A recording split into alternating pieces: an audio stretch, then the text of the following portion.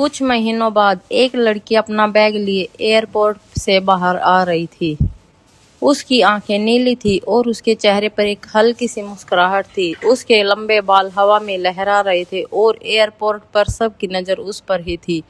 ऐसा लग रहा था जैसे इंसानों के बीच एक परी उतर आई है। तभी एक छोटा बच्चा दौड़ता हुआ उसके पास आया और उसके आगे खड़े होकर उसकी तरफ अपनी पलकें झपकते हुए देखकर बोला, आप तो बिल्कुल बॉबी डॉल जैसी लग रही हो। वो लड़की उसकी तरफ मुस्कुरा दी और बोली, सच में? थैंक यू, लेकिन आप भी प्रिंस चार्मिंग हैं।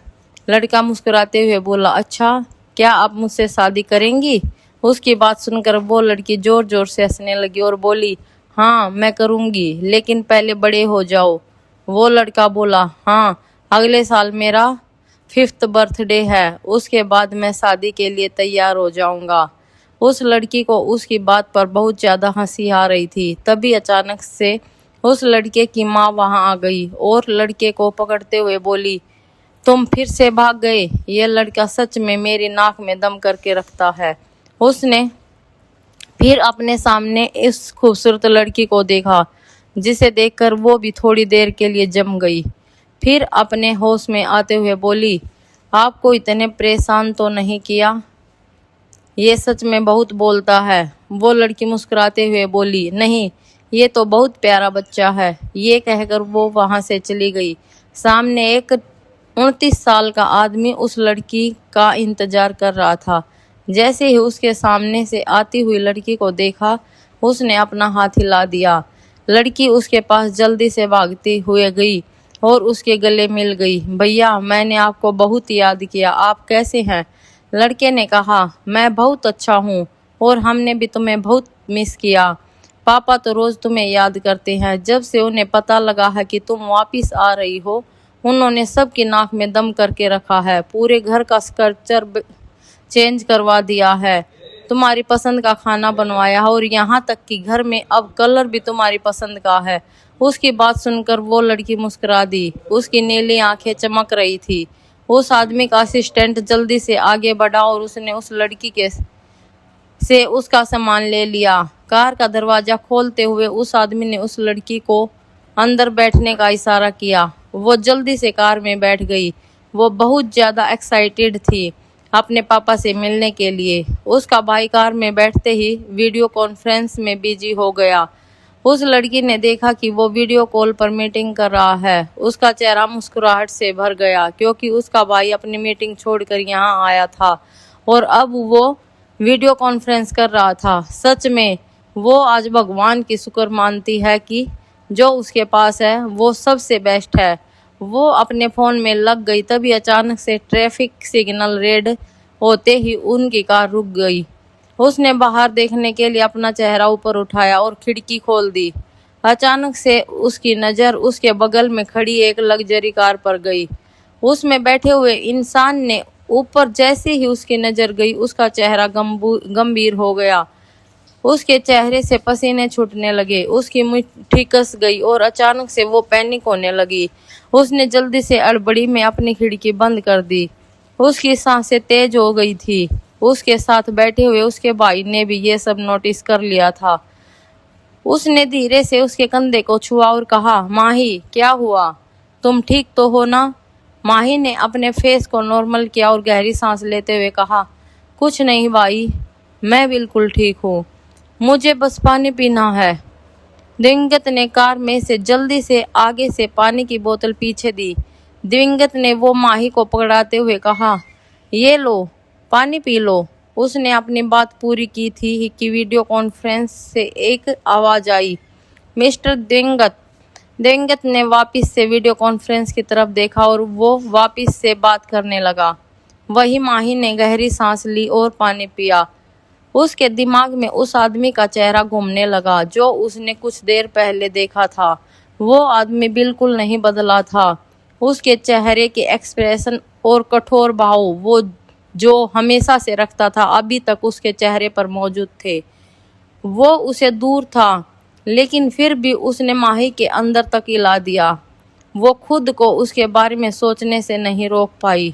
जो कुछ उसके साथ कुछ महीने पहले हुआ था उसके बारे में सोचने से भी वो नहीं रोक पाई। सबसे बड़ी बात ये थी कि अब वो इंडिया वापस आ गई थी। कहीं ऐसा ना हो कि वो इंसान उसे पहचान ले।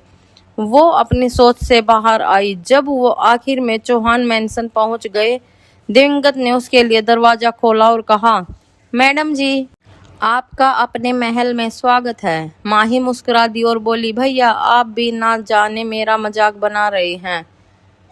दिवंगत बोला, नहीं, मजाक नहीं बना रहा। जब से तुम हमारी लाइफ में आई हो तो तुम ही इस महल की महारानी हो। हम तो बस आपके दास हैं।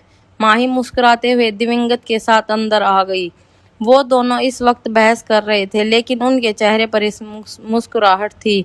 जैसे ही मिस्टर वीरेंद्र सिंह चौहान ने अपने बेटा बेटी को अंदर आते हुए देखा, वो जल्दी से खड़े हो गए। मेरी बच्ची, तुम आ गई। तुम्हारे पापा ने तुम्हें बहुत मिस किया। माही जाकर उनके गले लग गई और बोली, पापा आई मिस यू टू। दिवंगत ने उन्हें बीच से टोकते हुए कहा, अब तो मेरी यहाँ कोई जरूरत नहीं है। मैं तो यहाँ तीसरा इंसान बनकर रह गया हूँ। मिस्टर वीरेंद्र सिंह चौहान ने तुरंत उसकी बात का जवाब दिया, हाँ, तुम्हारा कोई काम नहीं है, निकल जाओ यहाँ से। मुझे अपनी बेटी से बहुत जरूरी बातें करनी है। माही ने भी जल्दी से दिवंगत की तरफ देखा और कहा, हाँ भाई, प्लीज जल्दी से निकालिए यहाँ से। बाप बेटी को भी थोड़ा वक्त दीजिए। आप हमारे बीच आप दीवार बन रहे हैं। माही मुस्कुराते हुए सब कह रही थी। दिवंगत ने अपना झूठा गुस्से वाला चेहरा बनाया और उसके पीछे जाते हुए बोला, रुको, अभी मैं बताता हूँ तुम्हें। मैं तुम्हारे बीच दीवार बन रहा हूँ। ये कहकर उसके पीछे जाने लगा। वही माही जल्दी से आगे पीछे घूमने लगी और दिवंगत उसे मारने के लिए उसके पीछे जा रहा था। उनकी हंसी मजाक को नौकर भी देख रहे थे। एक नौकरानी ने दूसरी नौकरानी के कान के पास जाते हुए कहा, पहले जब मैडम इस घर में आए थे तो कितना गुमसुम रहती थी। ऐसा लगता था कि वो यहाँ खुश नहीं है, लेकिन अब देखो वो खुश लग रही है।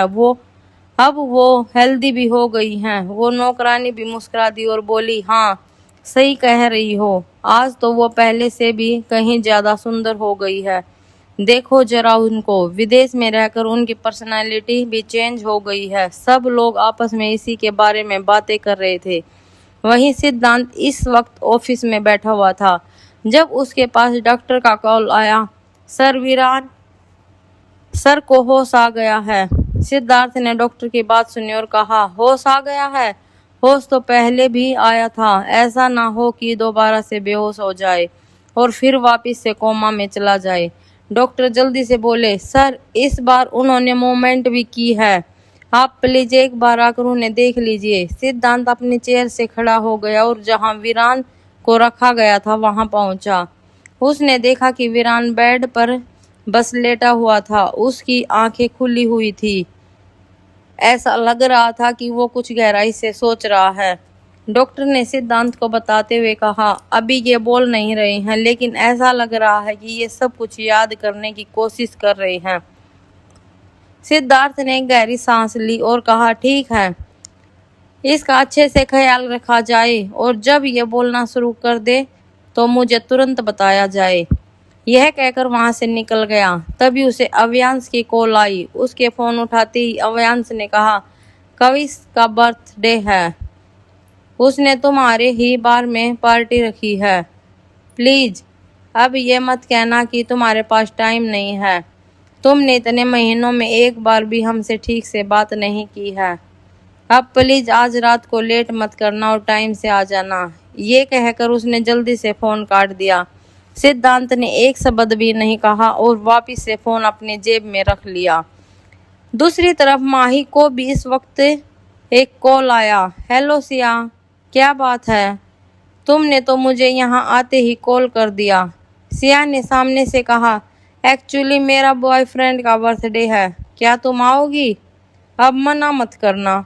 देखो, तुम इंडिया वापस आ गई हो और तुमने प्रॉमिस किया था कि तुम मेरे बॉयफ्रेंड से मिलोगी, तो वक्त आ गया है। आज उसका बर्थडे है और वो भी तुमसे मिलना चाहता है।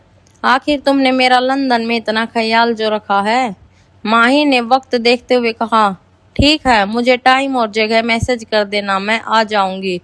उसने टाइम और जगह मैसेज कर दी। उसके बाद वो अपने काम में लग गई।